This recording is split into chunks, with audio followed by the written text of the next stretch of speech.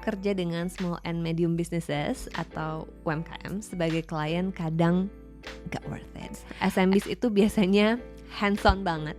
Micromanaging jadi hal biasa dari SMB client who push for high service, low cost projects. Hai, welcome back with me Arini. Hari ini kita bakal ngobrol tentang topik yang mungkin sedikit kontroversial. Kenapa kerja dengan small and medium businesses atau UMKM sebagai klien kadang gak worth it. As an IT consultant, gue sering banget dapat permintaan dari SMBs atau UMKM yang pengen bikin solusi custom. Padahal sebenarnya mereka gak perlu. We'll also talk about how guiding them to ready-to-use solutions, being honest about cost, and understanding team compositions can save everyone time and frustrations. So let's get started. First, let's acknowledge one thing. SMBs atau UMKM adalah tulang punggung ekonomi di banyak negara. Di Indonesia sendiri ada sekitar 65,5 juta UMKM yang kontribusinya ke PDB atau GDP mencapai 61%. Angka yang top banget. Mereka juga menyerap sekitar 97% tenaga kerja di Indonesia. And that's why ada masanya waktu itu startups berbondong-bondong menyasar market UMKM ini. Tapi ketika lo kerja dengan SMB sebagai klien, there are real challenges. Pertama, budget constraints. SMB sering banget punya budget yang ketat. Mereka pengen solusi premium tapi nggak mau bayar harga premium. Bisa nggak custom app tapi murah? Ini salah satu kalimat yang sering banget gue denger ya. Terus kedua, unrealistic expectations. They often think custom solution will magically fix their problems, tapi nggak ngerti kompleksitasnya. Sering banget scope project berubah-ubah di tengah jalan karena mereka juga belum punya visi yang jelas, yang mana sebenarnya understandable banget secara memang kan skalanya ya UMKM. And ketiga, high maintenance. SMBs itu biasanya hands-on banget. Micromanaging jadi hal biasa. Dari revisi yang gak ada habisnya sampai permintaan update yang sering banget. Ini bikin waktu kerja kita tuh jadi gak efisien. Now let's get to the core of the problem. SMBs often think they need custom solutions, padahal banyak tools yang ready to use dan jauh lebih efisien. Pertama, existing solutions for e-commerce. For online stores, tools like Shopify, Wix, atau bahkan Tokopedia dan Shopee itu sebenarnya udah cukup banget. Tapi apa yang sering gue dengar?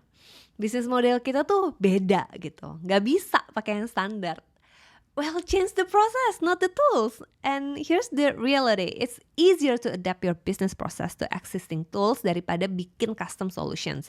Misalnya, kalau Shopify udah dipakai jutaan bisnis dan sukses, ya kenapa sih kita harus maksa bikin platform baru yang belum tentu lebih baik juga gitu.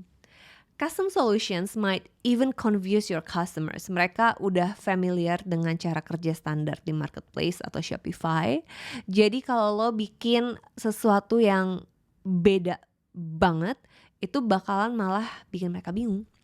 Terus cost versus transaction volume. Kalau transaksi lo masih sedikit, building a custom app itu seperti bikin sports car tapi untuk jalan-jalan di gang kecil. Overkill banget. Ready to use tools itu jauh lebih murah, lebih cepat, dan bisa langsung jalan. Now let's talk about how to handle SMB client who push for high service, low cost projects. Yang pertama, be honest about cost. Explain ke mereka bahwa bikin sistem, apalagi yang custom, itu gak murah. Jangan takut untuk bilang kalau budget kalian itu gak memungkinkan nih gitu. Mungkin solusi ini bukan yang terbaik untuk saat ini. Encourage a second opinion. Instead of terus-terusan debat soal discount atau cost reduction, saranin mereka buat cari second opinion. Kadang-kadang SMBs butuh perspektif lain untuk ngerti kenapa harga yang lo tawarkan itu wajar. Gue sering bilang kayak coba cari aja vendor lain dan lihat bagaimana mereka ngasih solusinya ke kebutuhan kalian.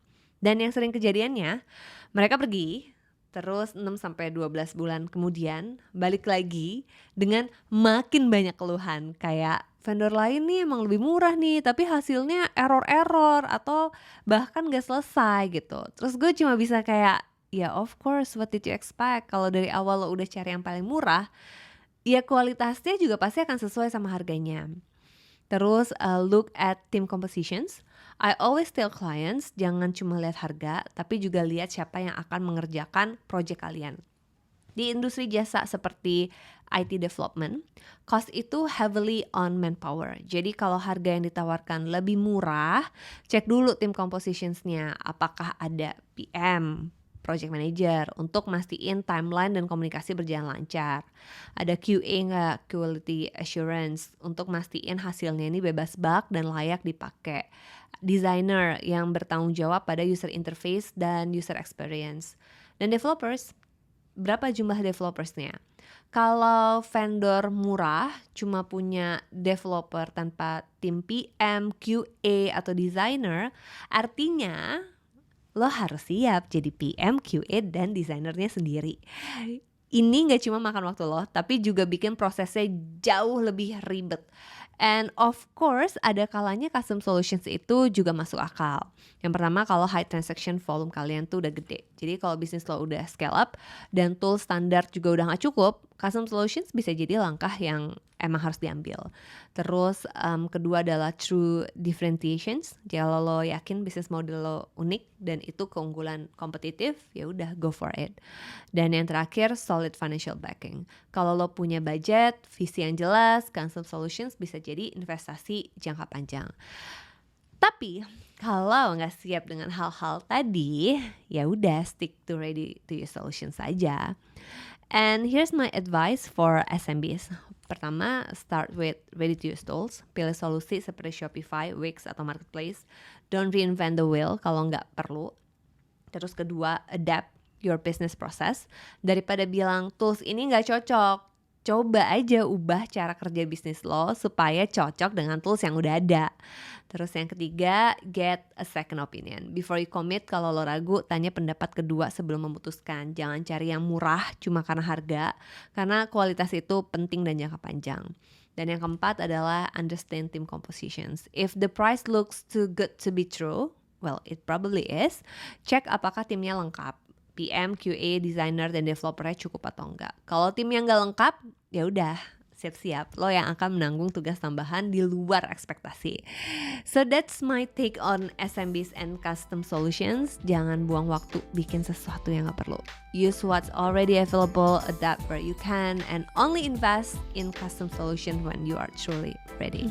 Yes, thanks for tuning in. I'm Arini. Kalau episode ini berguna, share it with your network. See you in the next episode.